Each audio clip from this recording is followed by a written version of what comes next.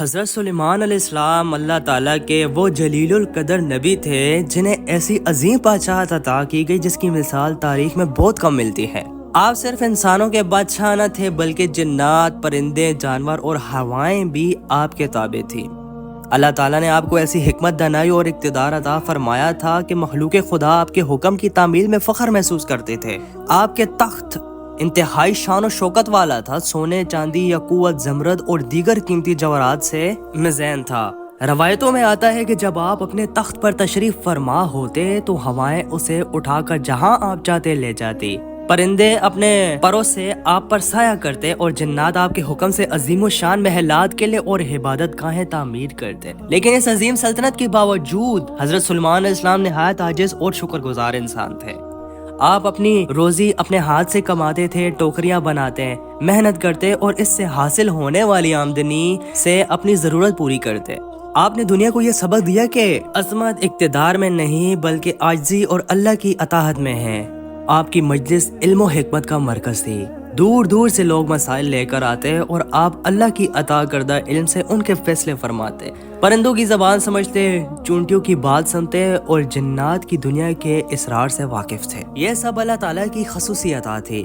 حضرت سلیمان علیہ السلام کے پاس ایک مبارک انگوٹھی تھی جسے اللہ تعالیٰ نے آپ کی سلطنت کی علامت بنایا تھا۔ اس انگوٹھی کے ذریعے جنات، شیاطین اور دیگر مخلوقات آپ کے تابع رہتے تھے۔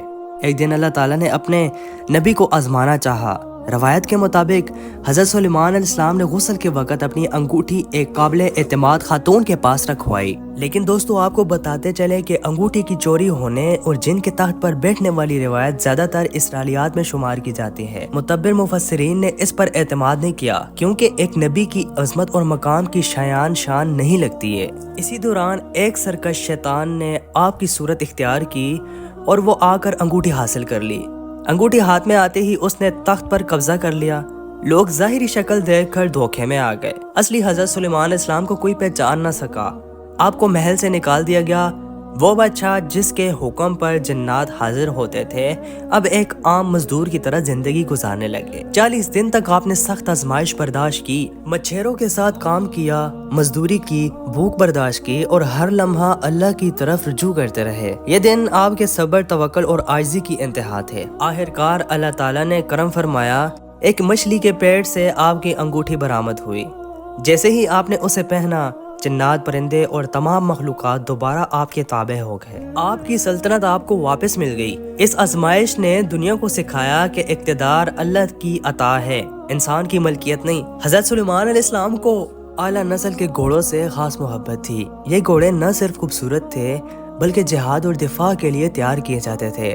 ایک شام آپ ان گھوڑوں کا معائنہ فرما رہے تھے۔ ان کی چال، ان کی طاقت، ان کی خوبصورتی اور ان کی تیاری دیکھ کر آپ میں ہو گئے۔ وقت گزرتا گیا اور آپ کو احساس نہ ہوا کہ عصر کی نماز کا وقت ختم ہونے کو ہے، یہاں تک کہ سورج غروب ہو گیا۔ جیسے ہی آپ کو احساس ہوا، آپ کا دل بے چین ہو گیا۔ آپ نے فوراً اللہ تعالیٰ کی بارگاہ میں رجوع کیا۔ آپ کو اپنی اس غفلت پر شدید افسوس ہوا۔ بعض روایت میں آتا ہے کہ اللہ تعالیٰ نے معجزانہ طور پر سورج کو واپس لوٹا دیا تھا کہ آپ نماز ادا کر سکیں۔ آپ نے نہایت خشوع و خضوع کے ساتھ نماز ادا کی۔ اس واقعے نے یہ واضح کیا کہ اللہ کے محبوب بندے اگر کسی لمحے غفلت کا شکار ہو بھی جائیں تو فوراً اپنی رب کی طرف پلٹ آتے ہیں۔ ان کے دل دنیا میں رہتے ہوئے بھی اللہ سے جڑے رہتے ہیں۔ ایک مرتبہ حضرت سلیمان علیہ السلام نے ارادہ فرمایا کہ وہ ایک ہی رات میں اپنے تمام بیویوں کے پاس جائیں گے اور ان سے ایسے بیٹے پیدا ہوں گے جو اللہ کی راہ میں جہاد کریں گے۔ یہ ایک عظیم نیت تھی، مگر اس موقع پر آپ انشاءاللہ کہنا بھول گئے۔ اللہ تعالیٰ نے اپنے نبی کو ایک عظیم سبق دینا چاہا۔ نتیجہ یہ ہوا کہ تمام بیویوں میں سے صرف ایک کے ہاں بچہ پیدا ہوا اور وہ بھی مکمل صحت مند نہ تھا۔ یہ واقعہ اس بات کی یاد دہانی تھا کہ انسان کتنی بھی بڑی منصوبہ بندی کر لے، کامیابی صرف اللہ کے ارادے سے ملتی ہے۔ حضرت سلیمان علیہ السلام نے فوراً اپنی بھول کو محسوس کیا، آپ نے اللہ تعالیٰ سے معافی مانگی اور مزید عاجزی اختیار کی۔ یہ واقعہ قیامت تک آنے والے انسانوں کے لیے سبق ہے کہ ہر ارادہ، ہر منصوبہ اور ہر امید کو اللہ کی مشیت کے ساتھ وابستہ کرنا چاہیے۔ حضرت سلیمان علیہ السلام کے دربار میں ہدہد نامی پرندہ خاص مقام رکھتا تھا۔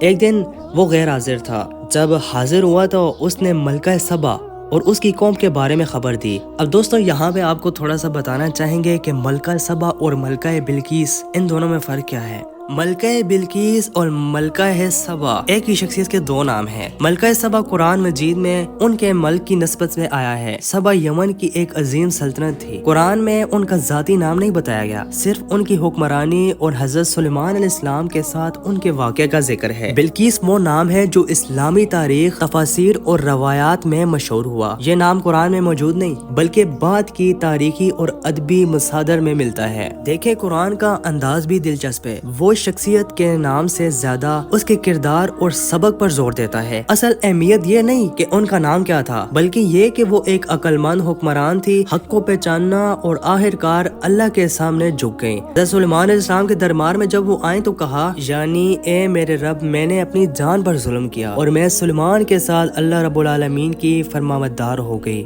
جب حاضر ہوا تو اس نے ملکہ سبا اور اس کی قوم کے بارے میں خبر دی کہ وہ سورج کی پوجا کرتے ہیں۔ حضرت سلیمان علیہ السلام نے فوراً ایک خط لکھا اور ہدہد کے ذریعے ملکہ سبا تک پہنچایا۔ اس خط میں توحید کی دعوت تھی۔ ملکہ سبا نہایت ذہین خاتون تھی۔ اس نے پہلے تحفے بھیجے لیکن حضرت سلیمان علیہ السلام نے دنیاوی تحائف قبول نہ کیے اور انکار کر دیا۔ اب وہ یہ جانتی تھی کہ یہ کوئی عام بادشاہ نہیں ہے بلکہ اللہ کے نبی ہے۔ جب وہ آپ کے دربار میں آئی تو جنات نے پلک جھپکنے سے پہلے اس کا تخت حاضر کر دیا۔ شیش کے محل کو دیکھ کر وہ حیران رہ گئی اور فوراً اللہ تعالیٰ پر ایمان لے آئی۔